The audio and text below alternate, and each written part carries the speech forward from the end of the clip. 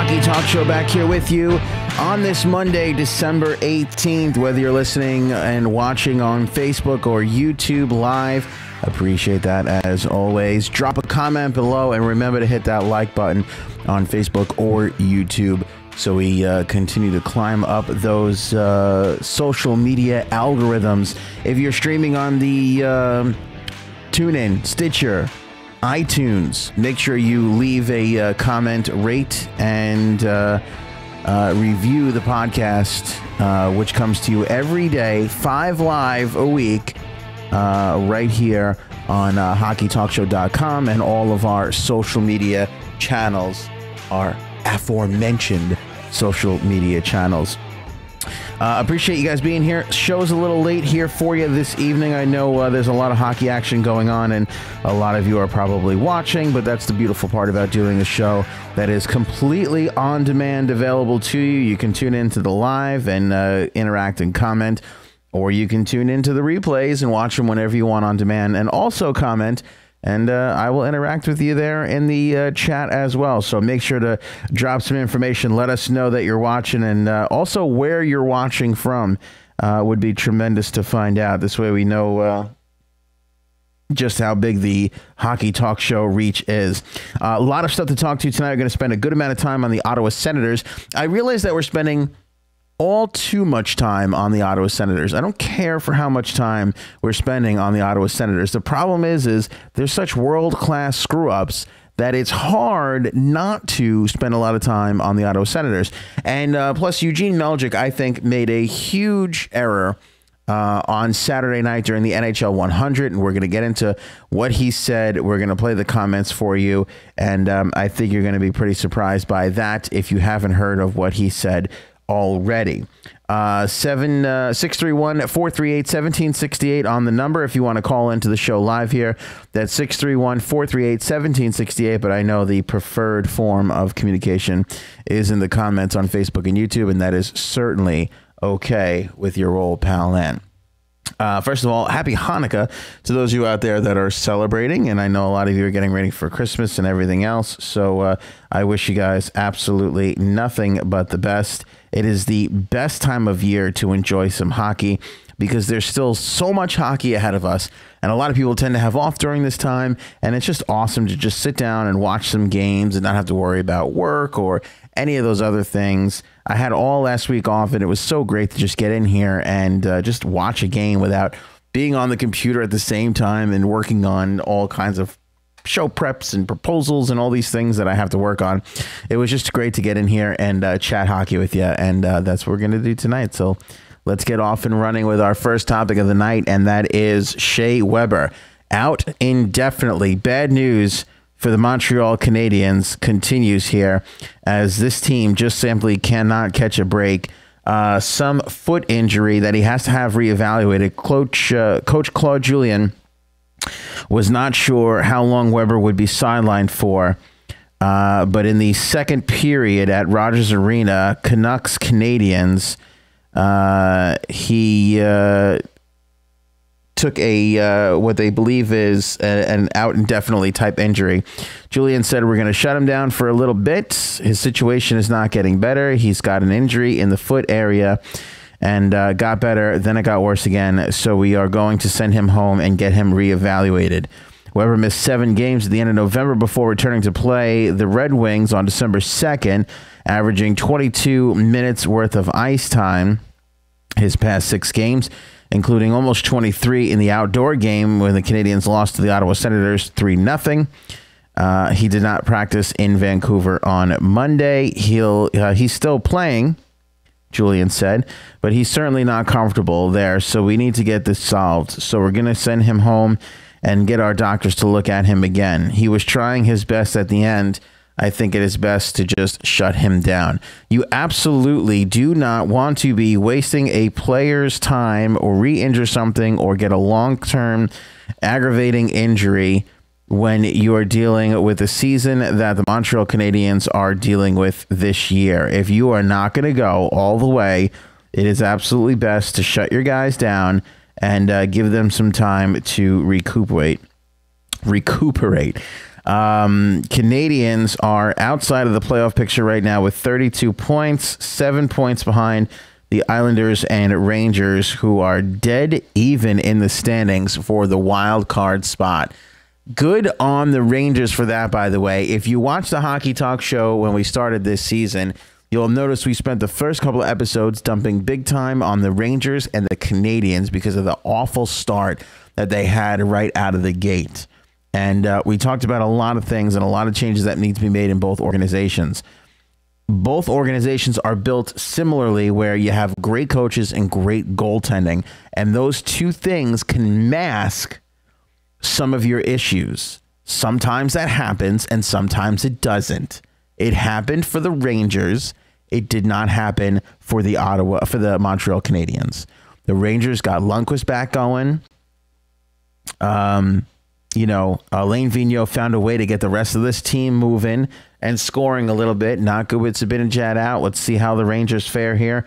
Moving on, they are 6-3-1 in their last 10, but a couple of those losses came without Zibanejad. So we'll see how they do here. They are on a 2-game winning streak currently, so they're doing well. Again, the Rangers went this way and the Canadians went this way. You've seen what happened there, where Carey Price hasn't really been able to play those Canadians out of this funk.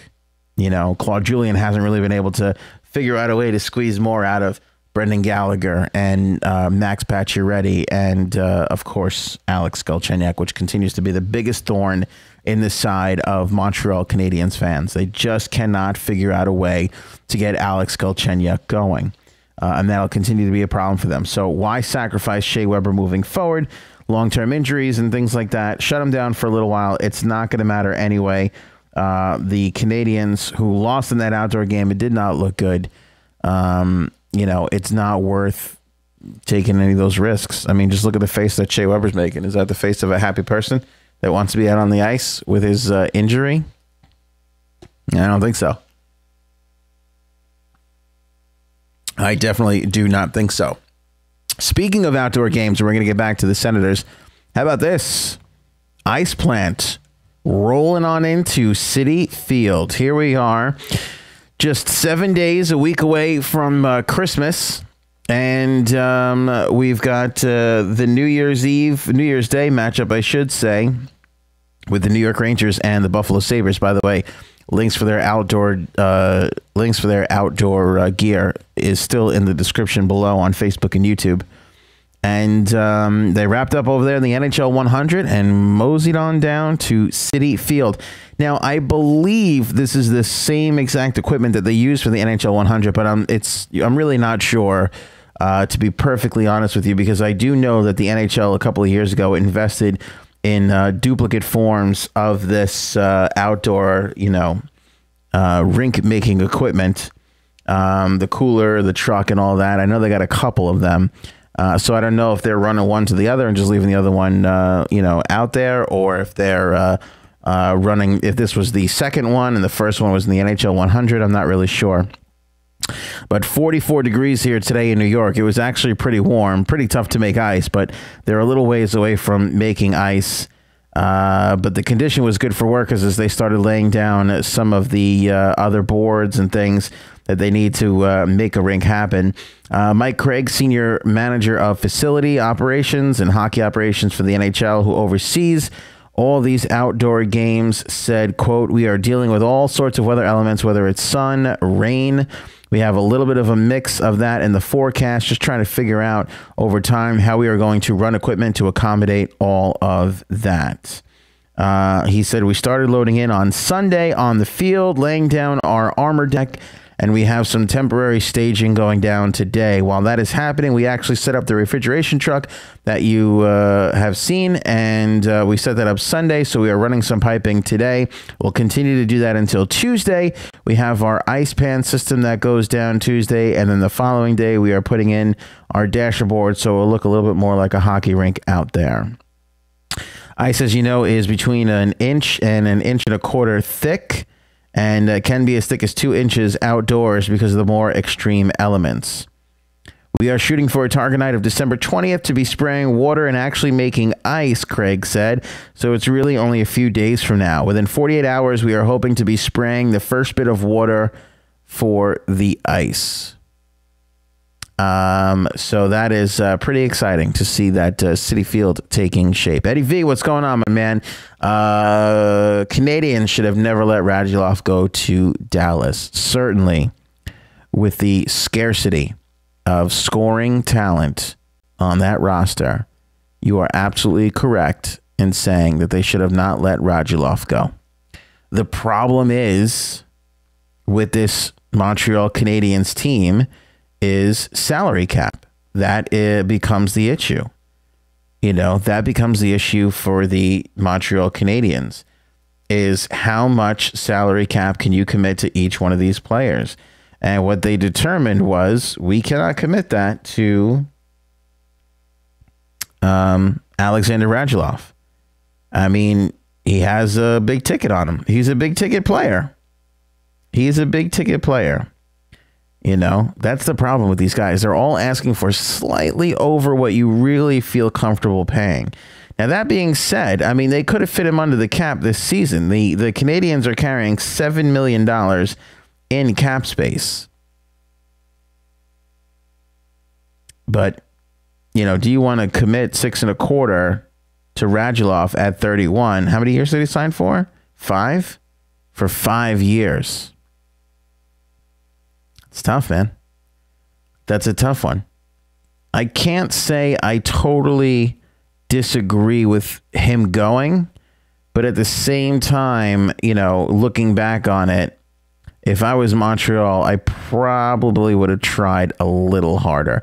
I'm not saying, if I'm the general manager of the Montreal Canadiens, I'm not saying that I would have gone in a different direction. I'm just saying I would have probably made a couple more attempts than Marc Bergevin actually did wind up making. That's what I'm saying. Because that is a tough player to let go. I mean, he really is a tough player to let go. He had a hell of a season for the Canadiens last year. 18 goals, 36 assists. I know he's not. I know it's not like he should be a 25 goal scorer, Radulov. He really should be. So I know he didn't get you there, but still, he would have been in better shape than what you're in right now. 34 games with Dallas so far, 27 points, 11 goals. Not entirely all that bad. It's not all that bad. So it's a tough call, and it's close, and I do believe Radulov's being overpaid, but that's the problem. That's the marketplace for these things. You know, that's the marketplace for these things. They put all their eggs, Montreal put all their eggs in the in number 72's basket, and as we can see, you know, Jonathan Drouin not exactly working out for them 100%. You know, again, it's chemistry, it's feel. You know, are these guys going to work together? Are they going to make it happen? You know, you got to worry about all that kind of stuff. It all makes a difference. By the way, Jonathan Drouin through 28 games with the Canadiens, 5 goals, 12 assists. I mean, that's rough. It's rough to put your man, your team in the hands of somebody like that. That's not going to pay off for you. You know, it's really, really difficult. Moving on to a more fun item. 'Tis the holiday season. Look what the San Jose Sharks are doing to celebrate. They got a special bobblehead coming up of Brent Burns. Look at him there. Look at my man in the bobblehead action. Actually, excuse me, not a bobblehead. It's a nutcracker. It is a nutcracker. San Jose Sharks giving away this beautiful nutcracker. Brent Burns. Everybody who purchases a special ticket against the game against the Vancouver Canucks on Thursday with the phrase, "This guy will crack you up." And there you go. There's Bigfoot indeed. There is Bigfoot indeed. That signature Burns smile with the you know, you can kick a field goal through them teeth. You really could. You really, really could. You know what? I don't know what the Nikita Zaitsev's status is. I know that Austin Matthews is still out. Boy, the Leafs can't seem to keep Austin Matthews on the ice. You got to have 34 on the ice. You really do. It's really, really tough. It's really, really tough. Josh, also seems like Drouin might be a product of the team he was on rather than being a top player. That being said, he's pretty skilled and great with speed and puck handling. Look, Josh, it's an excellent point, my man, because you see this all the time, and I reference this mostly with the Buffalo Sabres. They went out and gave a lot of money to Kyle Okposo, and he is not holding up his end of the bargain. They went out and gave a lot of money to Matt Molson, and he was exactly that. He was a product of playing with John Tavares. Jonathan Drouin and his time, I don't think he played with Stamkos a ton, but Tampa's so stacked, it doesn't even matter. If you're in the top 6 with the Tampa Bay Lightning, even if you're on the third line, you're still going to produce a whole hell of a lot of offense just based on how that team is built. So it definitely can be that. I haven't criticized 72 too much because nowadays in the National Hockey League, it's weird to say, but you really can't judge anybody on a first-year basis anymore. You just can't do it. It really seems to be that every player really takes a whole year to settle in to an organization. I know that sounds weird, and I don't want to be making excuses for these guys, but it's the God's honest truth. You really got to wait a whole year. If you acquire a player and he does really well right off the bat, then hey, great for you. But a lot of the times we're seeing a lot of these free agent signings or trade-in signs or whatever. You're seeing these guys come in and they're mediocre to okay their first year. Some of them dip. And then the second year, they kind of come back to true to form. So I've been keeping my opinions on 72 down a little bit because I want to wait and see how he progresses with the Canadiens next year. However, that being said, when you're on a really bad team that can't seem to win and you're not the type of player that is there to pick people up, you can definitely have some issues that's what the Montreal Canadiens are having. So absolutely, for sure, no doubt about it. Let's get into the Ottawa Senators here. Before we get into the serious talk that surrounds Eugene Melnyk, we do want to bring this up, which I think is quite lovely, for the captain, Erik Karlsson, and his wife, Melinda Karlsson, who, by the way, gorgeous. Gorgeous, that Melinda Karlsson. They recently had a gender reveal party. This time, instead of cutting open a cake or having it baked into a lollipop or anything like that, they had the gender put into a hockey puck, which Erik Karlsson took care of. Oh my God!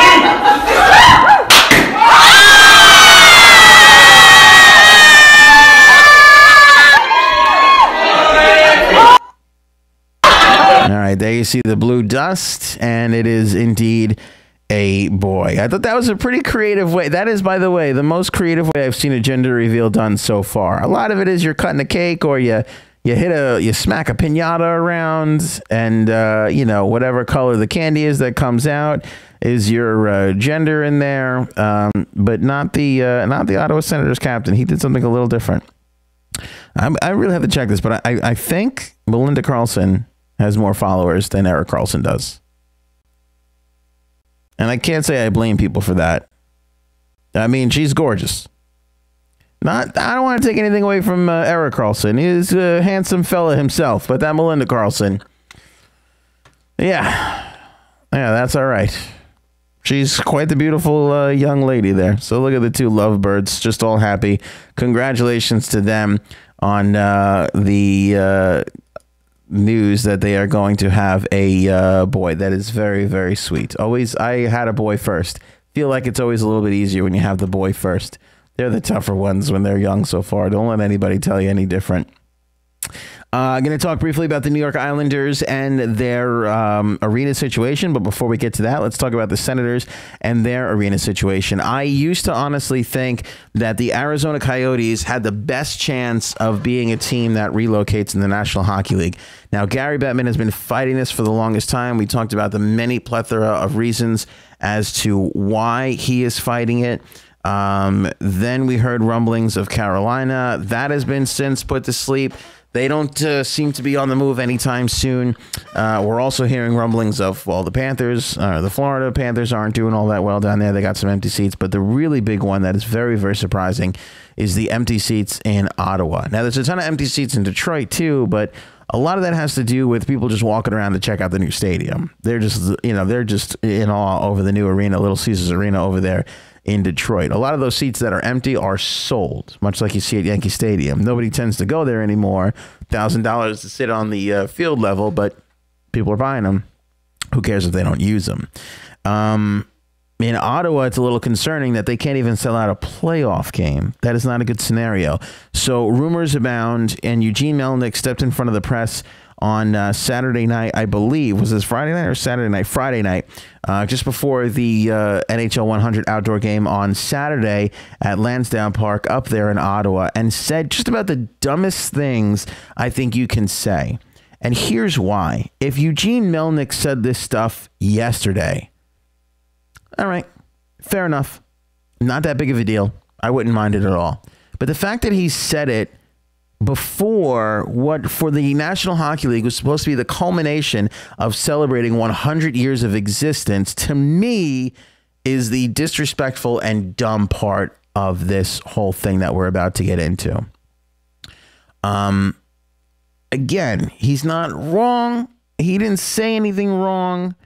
He threw normal sort of "I'm the owner and I'm not happy" threats out there, but it wasn't the time or the place. I feel that game was supposed to be a celebration of the league starting in Quebec, and it just, I think he ruined it because the entire focus, open mouth, insert foot. Eddie, you're up there north of the border. Maybe you can tell me. I feel like this spread like a virus. It was everywhere.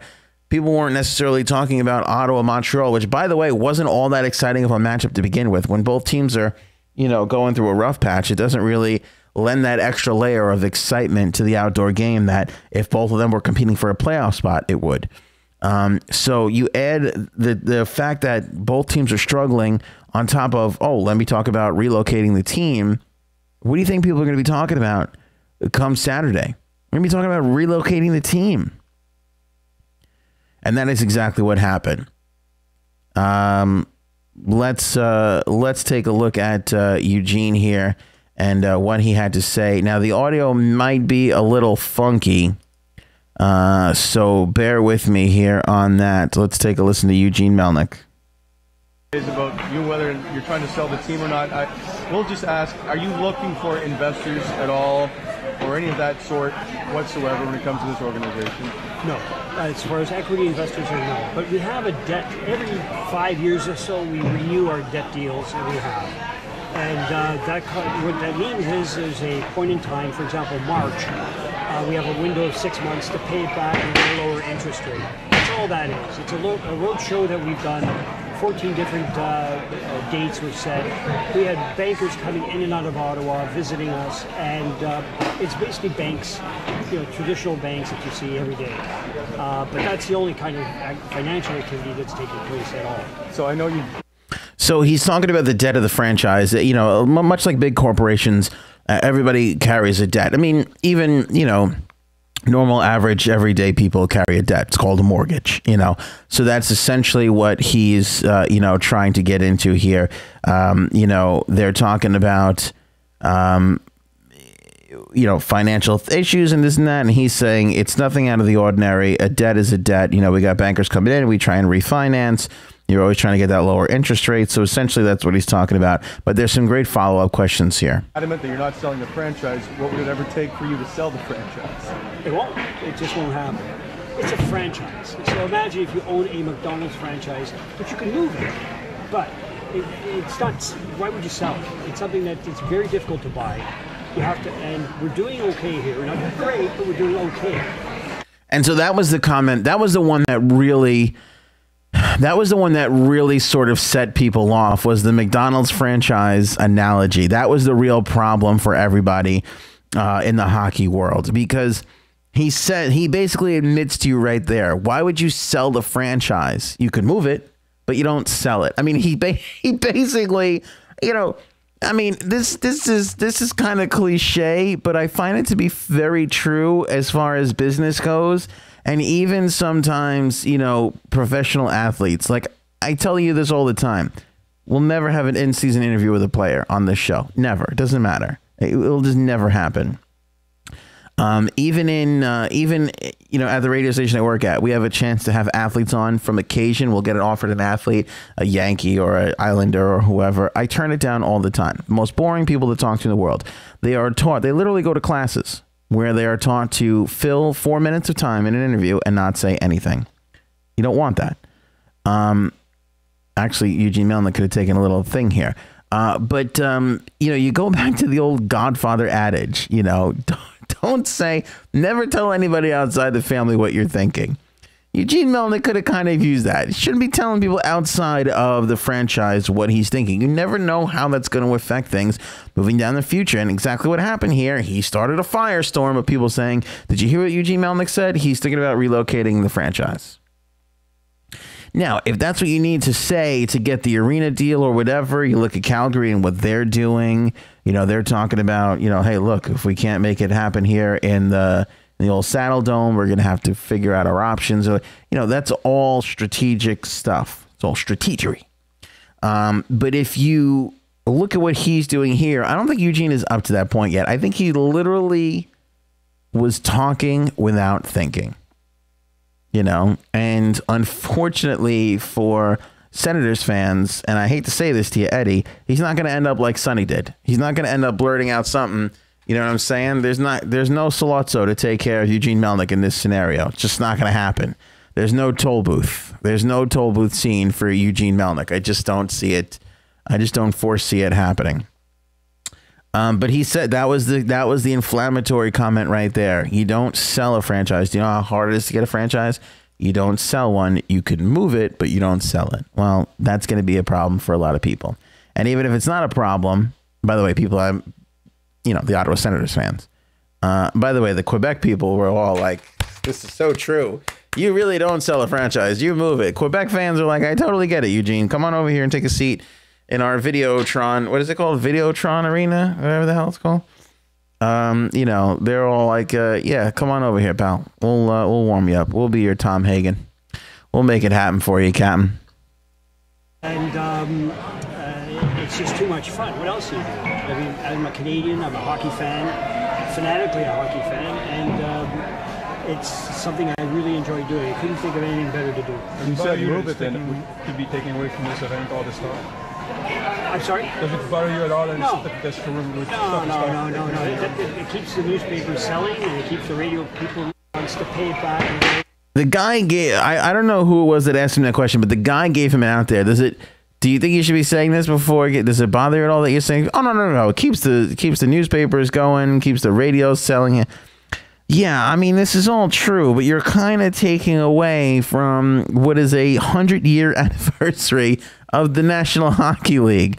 Like, even if this was a regular outdoor game, I could kind of see him getting away with this behavior, but this is an important day. Yes, but for now, we are on the cusp of doing okay.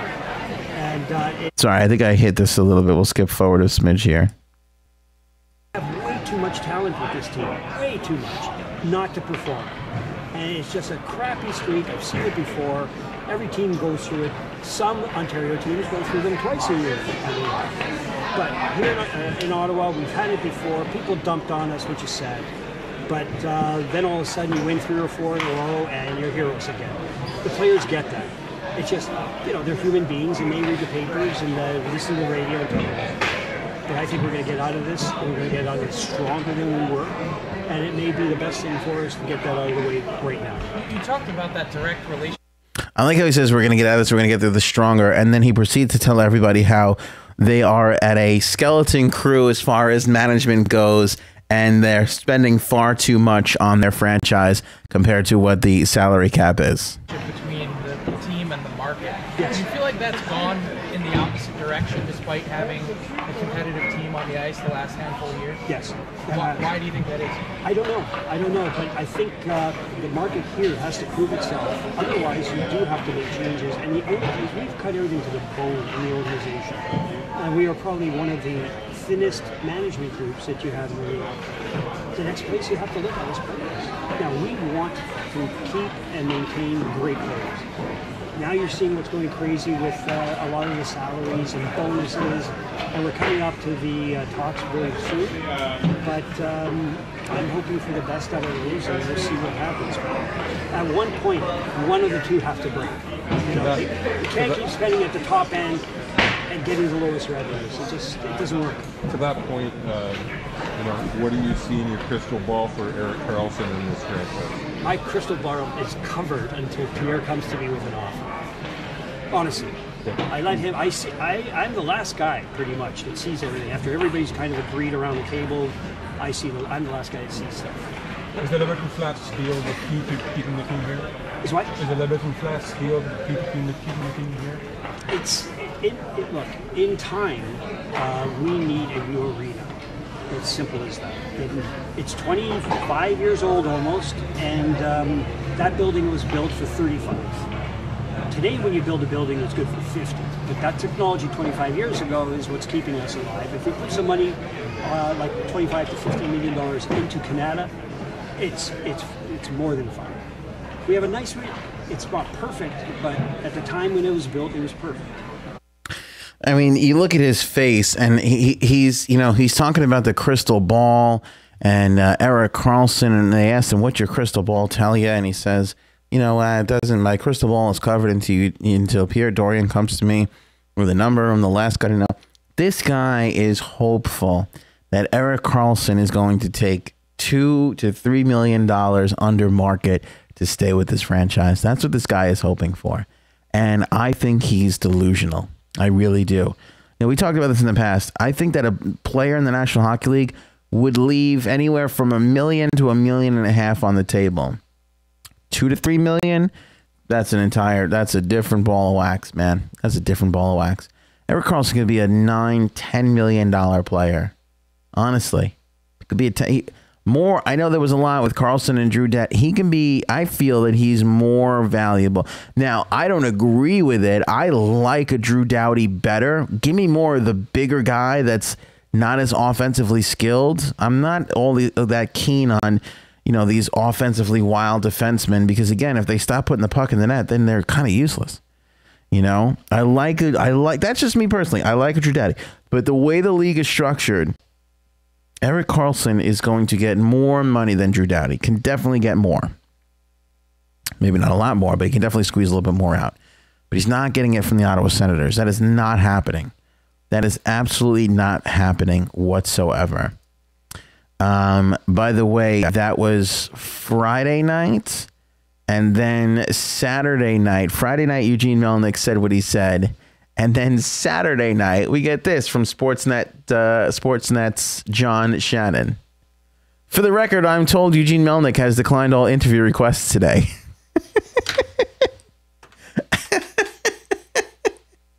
That was, "You idiot. You're not allowed to talk to anybody for the rest of the day. Stay away from a microphone for the rest of this weekend, moron." That if you think that is not the direct result of Gary Bettman calling him up saying, "Do not go near a microphone," you are sadly mistaken. Now, the commissioner works for the owners. It ain't the other way around. But believe you me, somebody got Eugene Melnyk on the phone and said, "Why don't you cool it down with the stupid rhetoric in the middle of what is supposed to be a celebration of the league and the game, and you're sitting here using it as a platform, talking about we need a new rink, we could move, all this and that." Not what people want to be hearing in the National Hockey League. Not whatsoever. So I'm certain that he got a talking to at some point for his dumb comments and what he said. It's not the right place for that. I don't disagree with anything he said, but it's not the right place for that. A lot of things scare me there, especially if you're an Ottawa Senators fan. Like I just said with Erik Karlsson, he thinks Eric's going to take a discount. He's not really acknowledging the fact that the guy is a $9 million player. He's going to have to come to terms with that at some point, or he's going to watch 65 walk out the door. The fact that he's out there talking and telling people that you're a skeleton crew, look, there's no reason to say it. I understand if it's happening, but there's no reason to say it. You don't have to tell people these things. And why he's out there kind of bragging about, we're spending far too much, we're a skeleton crew, I don't have a crystal ball. I mean, it's just insanity talk. If you can't, just project success. That's all anybody's asking you to do, is to project and give the air of everything is going fine, and he couldn't really seem to do that. I think at the same time, though, Pierre also kind of showed us his hand in saying, man, Quebec ain't that far. I'll just move. I mean, I think that's clearly what he's saying. If you guys don't want me, I'll just slide on down the road to Quebec. Now, it would be heartbreaking for Ottawa to lose their team.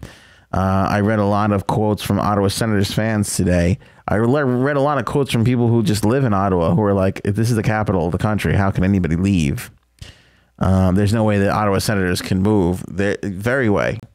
I know they're supposedly working on some sort of apartment building complex downtown. They need to get that going really quick, if that's going to be the case. And by the way, even more so than the arena, how about win some games? That will help you the most.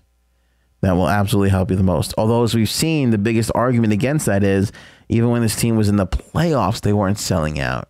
Now, I know that arena is in God knows where in Ottawa. It is not in the right spot. Why anybody doesn't build a downtown arena, why it took now for people to figure out that downtown arenas are a good idea is beyond me. The fact of building things outside of town is just, it's never works. All right, it works in Philly. It works in some places, but you got to have the right scenario for that. It's got to be easy to get to. People don't want to commute a half hour out of the way, 40 minutes for the people who live on the opposite side of town, 45 minutes just to get to a game. The Islanders are seeing that at the Barclays Center. Speaking of which, again, I was surprised by the speed in which the National Hockey League addressed the Seattle situation, and it really made me see and snapped into focus. They're going to put a franchise there in Seattle very quickly. And by the same token, I am super surprised to see how quickly New York is moving, because for those of you who know New York and live, New York does not move fast whatsoever for anybody, but they are moving on this Belmont situation. Take a look at this tweet from Jim Baumback. I'm getting a strong sense from the people I talked to that the Belmont decision likely to come sometime within 3 weeks. He sent this tweet out just 4 days ago. Look at what Jim Baumback released today via his article in Newsday. Bring up the headline for you here. Belmont Park decision expected Wednesday, sources say. How did we go from 3 weeks, 4 days ago to Wednesday? What the hell is going on? What is happening? Now, they don't know exactly what it is that is going to happen with the arena. There's no sources that are indicating it's going to go in either direction, but I believe, and this is just based off of, just taking a look at the tea leaves and what everything means. I believe that this is good news for the New York Islanders. Now, I'm surprised that Jim heard things of like within 3 weeks. By the way, when we had Randy Marshall on this program, she told us that this is going to come sooner than later. And I believed her. But I thought sooner than later, meaning like, 3 or 4 months. And then, Jim's saying, well, 3 weeks. And I was like, wow, that's quick. And now it's like, oh, no, it'll come a Wednesday. I mean, you got to be kidding me. Governor Andrew Cuomo is expected to be on hand when the decision about the future of Belmont Park is expected to be announced at a news conference Wednesday at the racetrack, according to two people familiar with the situation. The site will be either home to the New York Islanders or the New York City FC soccer team. We went through exactly what they were talking about. Islanders want to build that 18,000-seat arena, 150 events annually. The NYCFC is a 26,000-seat open-air stadium. And, of course, that'll be a smidge more seasonal. I do believe the Islanders are going to get this. It feels just like they're going to get it with this quick decision. This moved very, faster than I thought that anybody thought it would go. I mean, it really was pretty shocking to me. Let me clean up some of the comments here. Eric will go to the Western Conference. If you're Pierre Dorian, you better trade him somewhere far, far away from Ottawa. A holiday trade freeze, December 19th to the 27th. I don't think he goes before December. I think it'll be between December and the trade deadline. It would be a shame to move Eric at the trade deadline. It would make a lot of sense, but it would be a shame. I would hop on it earlier because you want to give whatever team acquires him literally 2 playoff runs to do it. Now, what's interesting about this is at the time that Matt Duchene was acquired, everybody saw that as, well, this Ottawa team thinks they could win right now, and they're going for it by getting Matt Duchene. And now they're in a position where they're looking to sell things off. But I should correct that. I don't know if they're really looking to sell things off, or they're being forced into that scenario. But I think that they should be selling assets off right away. And I do think that they should move Erik Karlsson. I do not think he's coming back. Don't make this a John Tavares, Steven Stamkos situation where you're like, well, we'll wait and see and blah, blah, blah. Because out of those 3, Erik Karlsson has the absolute best chance of walking. The absolute best chance of walking. Because the Tampa Bay Lightning and the New York Islanders weren't sitting there going, well, we're down to a skeleton crew and money is an issue and things have to make sense. They did not do that. They had open checks for both of their 91s waiting and ready to go. And Stamkos, after taking a peek around and seeing what was out there, decided the grass was not greener and stayed. I think John Tavares will do the same. And I think Erik Karlsson has the best chance of walking. Just the way I feel about it. I just don't think that they can afford to pay him. I don't think Eugene Melnyk wants to pay him. And he's basically setting the table for letting everybody down. When Karlsson walks in 2 years or gets traded before then, he can basically say, look, I told you all, stuff's not working. It ain't working here financially for us. You know, that's what he can say. I had this interesting question posed to me from an Islander fan, which was, if they do announce the building on Wednesday, does that mean that John Tavares signs? I don't think it hurts, but I don't think that one necessarily is that closely tied into the other. I really don't. And I've been saying this from the get. I think that Tavares likes the idea of playing in a new building. I don't think it matters as much to him as the uniform he puts on his back. I think the uniform he puts on his back matters more than the building he skates in with that uniform. I don't think it hurts, you know, the fact that you're going to this big, beautiful facility, but you're still 3 years away from that. Now, granted, he's going to sign an 8-year deal, so it doesn't matter either way. But I don't think you're going to see, you know, Islanders get a new building and / sign John Tavares. I don't foresee that happening. I'm not saying it's not going to happen, but I just don't foresee it happening. It certainly can. It certainly can. I think him holding out had more to do with how is this team going to perform than where is this team going to play. And as we're seeing here, this team is performing pretty well. Not so good as of late, but we'll see if this is their midseason funk. Every team goes through it, and we'll see how they battle out against it. They had a nice win their last game out, so we'll see what they can do. I think they skate again on Tuesday. I think Tuesday the Isles go again. Boston over Columbus right now, 1-0. Devils losing to Anaheim 2-1. Flyers losing to the Kings 2-1. Pittsburgh and Colorado 45 minutes away from getting started. San Jose and Edmonton tomorrow's got a great matchup there. We've got Toronto and Carolina, which should be... Why is that a 2 o'clock game? Why is Toronto playing a 2 o'clock game on a Tuesday? That's pretty bizarre. Does anybody know why that's happening? That seems really weird to me. 2 o'clock on a Tuesday? Am I missing something? Is it a holiday in Canada? Isles and Detroit should be interesting. And Anaheim and the Rangers, 2 games that both New York teams should win. Although every time I pick the Rangers to win, they lose. Sorry. Ottawa and Minnesota also going. Boston, Buffalo, Winnipeg, Nashville, Washington, Dallas, Florida, Arizona, Montreal, Vancouver. The game of the night tomorrow night that I'm super excited about, Vegas and Tampa Bay in Vegas. Let's see how great this Vegas team really is at home. We know they're good. Well, let's see how good.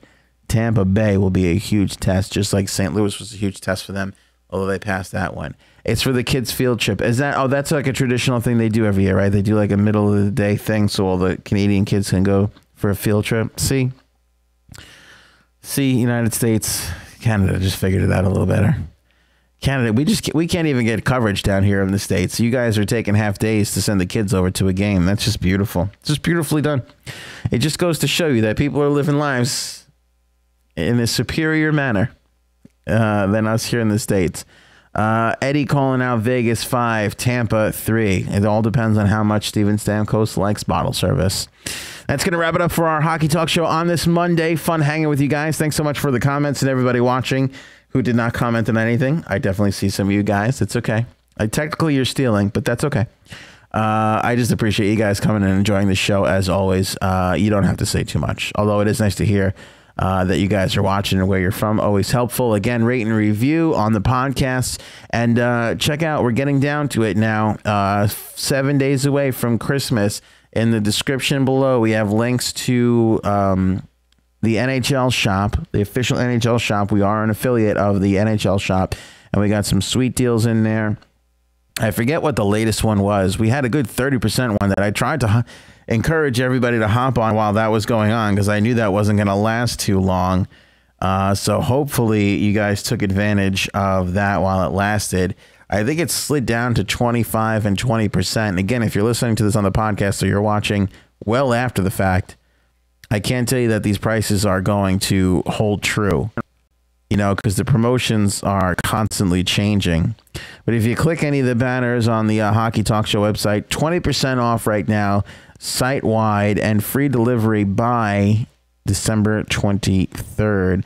And we have a special code for Hockey Talk Show fans. So make sure you guys click on those banners on the website, hockeytalkshow.com, or in the links that we've provided for you in the description below. Eddie, have a great night. Josh, all the other comments, appreciate it as always. We'll talk again tomorrow night. Again, 5 live, 4 more left for this week. And then we'll get into the holiday next week. We will not be doing a Christmas show. Christmas Day falls on a Monday. Yeah, so we won't do a Christmas Day show next week. But maybe we'll throw in a little something else special. And you know, who knows? We might pop in a quick one while we're on the road. I'll be in Manhattan with some family Christmas Eve. So maybe we'll do something special in advance of that. We'll have to wait and see. For now, enjoy the hockey for tonight. And I'll see you guys